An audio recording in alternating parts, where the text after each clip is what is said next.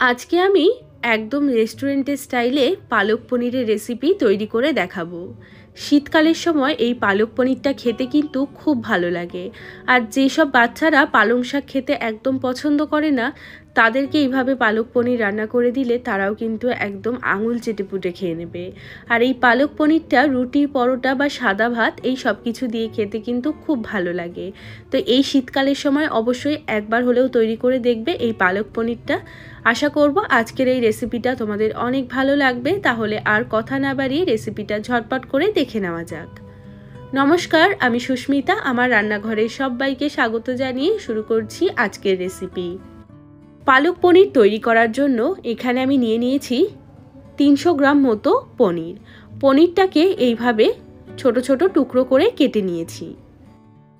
এবার একটা কড়াইয়ের মধ্যে এখানে আমি দিয়ে দিয়েছি বেশ অনেকটা পরিমাণে জল। এর মধ্যে দিয়ে দেব 1 চামচ লবণ। এই রান্নাটিকে আরও সুস্বাদু ও সহজ বানানোর জন্য আজকে আমি ব্যবহার করব ভি গার্ডের ভয়নিক মিক্সার গ্রাইন্ডার। জলটা গরম হয়ে গেলে এখন এর মধ্যে আমি দিয়ে দেব পালং শাক। আমি শুধু এখানে পালং শাকের পাতাগুলোই নিয়েছি। পালং শাকটাকে পরিষ্কার করে ধুয়ে রেখেছিলাম। আর এখানে 500 গ্রাম মতো পালং শাক আছে। যেহেতু পালং শাকটা সেদ্ধ করলে পরিমাণে কিন্তু অনেকটাই কমে যায়, তাই জন্য পালং শাকের পরিমাণটা একটু বেশি করেই নিতে হবে। এবার গ্যাসটাকে বাড়িয়ে দিয়ে জলটা ফুটে যাওয়া পর্যন্ত অপেক্ষা করব। তো এখন দেখো জলটা একদম টকবক করে ফুটছে। পালং শাকটাকে জলের মধ্যে এইভাবে নেড়ে চেড়ে 2 থেকে 3 মিনিটের জন্য সেদ্ধ করে নেব। তো 2-3 মিনিট মতো পালং শাকটাকে সেদ্ধ করে নিয়েছি। এখন আমি জল থেকে পালং শাকটা তুলে নিচ্ছি। পালং শাকটা তুলে ঠান্ডা জলের মধ্যে পালং শাকটাকে ভিজিয়ে রাখতে হবে। ঠান্ডা জলের মধ্যে এইভাবে পালং শাকটাকে ভিজিয়ে রাখলে পালং শাকে যে সুন্দর একটা নিজস্ব সবুজ কালার রয়েছে, সেই কালারটা কিন্তু বজায় থাকবে। এদিকে আমাদের পালং শাকটা পুরোপুরি ঠান্ডা হয়ে গেছে। এখন পালং শাকের থেকে জলটা ভালো করে চিপে নিয়ে এই পালং শাকটা দিয়ে দেব গ্রাইন্ডার জারের মধ্যে। আর দিয়ে দিচ্ছি 1 মুঠো মতো ধনেপাতা। ধনেপাতা দিলে টেস্টটা কিন্তু খুবই ভালো আসে। আর এখন শীতকাল, প্রচুর পরিমাণে ফ্রেশ ধনেপাতাও পাওয়া যায়। এখন পালং শাক আর এই ধনেপাতাটাকে একদম ফাইন করে বেটে নিতে হবে। এই মিক্সার গ্রাইন্ডারটায় আলট্রা শার্প ব্লেড থাকার কারণে এটা দিয়ে কিন্তু খুব সহজেই একদম স্মুথ পেস্ট তৈরি করা যায়। এবং এটা সম্পূর্ণ স্টেনলেস স্টিলের তৈরি। এই নফটাকে অ্যাডজাস্ট করে আমি কিন্তু চাইলে একদম স্মুথ পেস্ট তৈরি করতে পারবো। আবার যদি চাই একটু দানা দানা পেস্টও কিন্তু এটার মধ্যে তৈরি করে নিতে পারবো। যার যেরকম প্রয়োজন সে সেরকমভাবেই কিন্তু পেস্টটাকে অ্যাডজাস্ট করে নিতে পারবে। তো এখানে দেখো পালং শাক এবং ধনেপাতাটা কিন্তু একদম মসৃণ করে বাটা হয়ে গেছে। এখন আমি কড়াইতে দিয়ে দিচ্ছি বেশ খানিকটা পরিমাণে সর্ষের তেল। তেলটা গরম হয়ে গেলে এর মধ্যে আমি পনিরের টুকরোগুলো দিয়ে দেব। অল্প লবণ দিয়ে পনিরগুলোকে ভালো করে ভেজে নেব। এই সময় লবণ দিলে পনিরের ভেতরে লবণটা ভালোভাবে ঢুকবে আর পনিরটা খেতে কিন্তু ভালো লাগবে। তো পনিরগুলো দেখো একদম লাল লাল করে ভেজে নিয়েছি। এখন আমি পনিরগুলোকে তুলে নিচ্ছি। এবার এই তেলের মধ্যেই ফোড়ন দিয়ে দেব ছোট 1 চামচ মতো গোটা জিরে, দিয়ে দিচ্ছি একটা শুকনো লঙ্কা। এবার দিয়ে দেব এখানে নিয়েছি যেমন 1 টেবিল চামচ রসুন কুচি আর নিয়েছি 1 টেবিল চামচ আদা কুচি। আদা আর রসুনটাকে এইভাবে যদি একটু কুচি করে দেওয়া যায় তাহলে কিন্তু টেস্টটা খুব ভালো আসে, যেটা কিন্তু রেস্টুরেন্টে দিয়ে থাকে। তার জন্য রেস্টুরেন্টের পালক পনিরটা খেতে কিন্তু খুব ভালো লাগে। তো এরকম আদা আর রসুনটাকে খুব ভালো করে 1 থেকে 2 মিনিটের জন্য ভেজে নেব।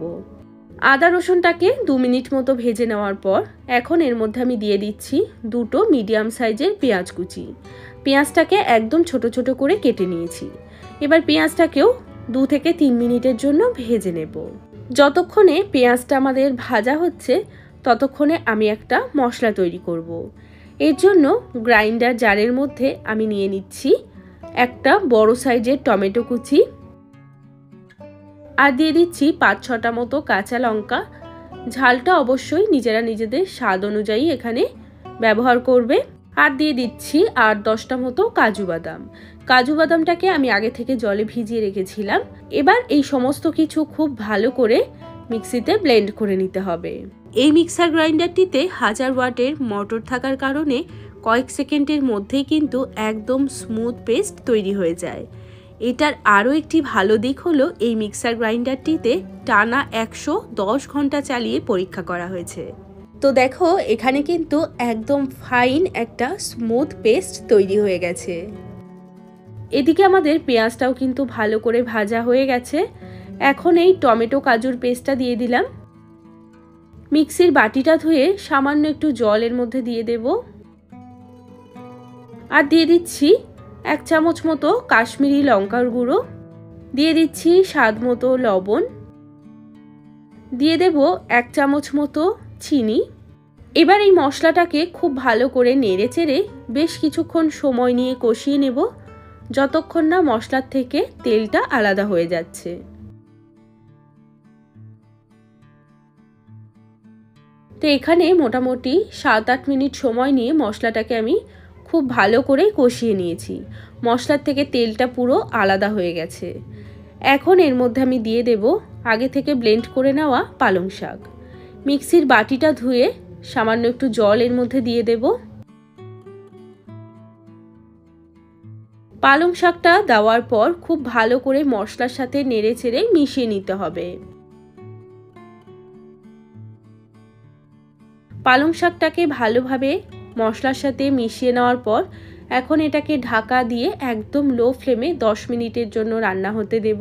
যতক্ষণ পালং শাকটা আমাদের রান্না হচ্ছে ততক্ষণে আমি একটা মশলা তৈরি করব। এর জন্য একটা ফ্রাই প্যানের মধ্যে আমি নিয়ে নিচ্ছি 1 চামচ গোটা ধনে, 1 চামচ দিয়ে দিলাম গোটা জিরে, হাফ চামচ গোটা গোলমরিচ, দিয়ে দিচ্ছি 2-3টে মতো শুকনো লঙ্কা আর সামান্য একটু লবণ দিয়ে দেব। এবার এই গোটা মশলাগুলোকে 2-3 মিনিটের জন্য একটু ড্রাই রোস্ট করে নিতে হবে। তবে মশলাগুলো যাতে পুড়ে না যায়, মশলাগুলো পুড়ে গেলে মশলার স্বাদ কিন্তু চলে যাবে। আর এই ভাজা মশলাটা দিলে কিন্তু পালক পনিরের টেস্টটা একদম রেস্টুরেন্টের মতোই আসবে। তো 2-3 মিনিট মতো মশলাটাকে কিন্তু ভেজে নিয়েছি। এখন এই মশলাটাকেও আমাদেরকে ভালো করে গুঁড়িয়ে নিতে হবে। তো এখন মশলাটাকে একদম ফাইন করে কিন্তু পাউডার তৈরি করে নেব। এই মিক্সার গ্রাইন্ডারটিতে 3টি আলাদা আলাদা জার থাকার কারণে এটা বারবার করে ধোয়ার প্রয়োজন নেই। প্রত্যেকটা জার আলাদা আলাদা কাজে ব্যবহার করা যাবে। আর এই মিক্সার গ্রাইন্ডারটিতে ডুয়াল বল বিয়ারিং থাকার কারণে এটা খুব একটা বেশি শব্দও করে না এবং এটা কিন্তু খুব একটা গরমও হয় না। তো দেখো এখানে আমাদের মশলাটা কিন্তু একদম ফাইন একটা পাউডার তৈরি হয়ে গেছে। তো এই মশলাটা ব্যবহার করলেই কিন্তু তোমরা একদম রেস্টুরেন্টের স্বাদ বাড়িতেই খুব সহজে পেয়ে যাবে। এদিকে 10 মিনিট আমি পালং শাকটাকে ঢাকা দিয়ে রেখেছিলাম, এখন ঢাকাটা সরিয়ে দিচ্ছি। তো দেখো পালং শাকের থেকে তেলটাও কিন্তু ছাড়তে শুরু করে দিয়েছে। খুব ভালো করে একবার নেড়ে চেড়ে নেব। এবার এর মধ্যে আমি দিয়ে দিচ্ছি 2 টেবিল চামচ মতো ফ্রেশ ক্রিম। অবশ্যই ফ্রেশ ক্রিমটা অ্যাড করবে, এতে স্বাদটা খুব ভালো লাগবে। ফ্রেশ ক্রিমটা দেওয়ার পর খুব ভালো করে মিশিয়ে নিতে হবে। এর মধ্যে কিন্তু আমি আর এক্সট্রা করে কোনো রকম জল ব্যবহার করব না। চাইলে তোমরা কিন্তু ক্রিমের পরিবর্তে অল্প দুধ দিয়ে এই রান্নাটা করতে পারো। এখন এর মধ্যে আমি দিয়ে দিচ্ছি ভেজে রাখা পনির আর দিয়ে দেব আমাদের স্পেশাল ভাজা মশলা। এখানে আমি সম্পূর্ণ ভাজা মশলাটা কিন্তু দিইনি, মোটামুটি হাফ চামচ মতো ভাজা মশলা বেঁচে গেছে, এটা আমি পরে কোনো রান্নাতে ব্যবহার করে নেব। আর দিয়ে দিচ্ছি একটুখানি বাটার। এবার সমস্ত কিছু খুব ভালো করে মিশিয়ে নিতে হবে। সব কিছু মিশিয়ে নেওয়ার পর আর 2 থেকে 3 মিনিটের জন্য একটু ফুটিয়ে নিলেই কিন্তু তৈরি হয়ে যাবে এই পালক পনির। এই পালক পনিরটা কিন্তু অনেকক্ষণ সময় ধরে আর জাল করার কোনো প্রয়োজন নেই, যেহেতু পনিরটাকে আগে থেকে ভেজে নিয়েছি আর পালং শাকটাকেও রান্না করে নিয়েছি, তাই জন্য এটা কিন্তু 2-3 মিনিট মতো একটু সমস্ত কিছু দিয়ে ফুটিয়ে নিলেই কিন্তু তৈরি। তো অবশ্যই তোমরা এইভাবে পালক পনির তৈরি করে দেখবে, খেতে একদম রেস্টুরেন্টের মতোই লাগবে। নান, রুটি, পরোটা বা সাদা ভাত এই সব কিছু দিয়ে খেতে দুর্দান্ত লাগে। তো এইভাবে পালক পনির রান্না করে আমাকে অবশ্যই জানাবে তোমাদের কেমন লাগলো। আর আজকের ভিডিও ভালো লেগে থাকলে একটা লাইক করার অনুরোধ রইল। চ্যানেলটিকে যদি সাবস্ক্রাইব করে না থাকো চ্যানেলটিকে সাবস্ক্রাইব করে নিতে পারো যদি এরকম আরও ভিডিও দেখতে চাও। সবাই ভালো থাকবে, সুস্থ থাকবে। আমি আবারও চলে আসবো অন্য কোনো রেসিপির সাথে। আজ এই পর্যন্তই। টাটা।